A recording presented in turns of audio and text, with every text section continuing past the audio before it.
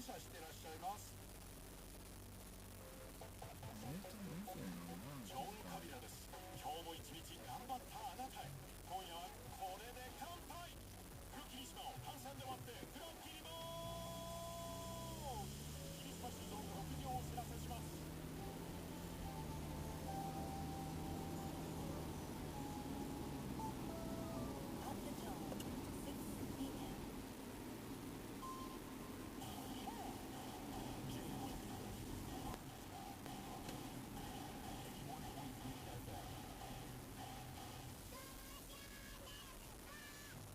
現在 YouTube のグルーブラインチャンネルの方では、動画が62本上がってますね。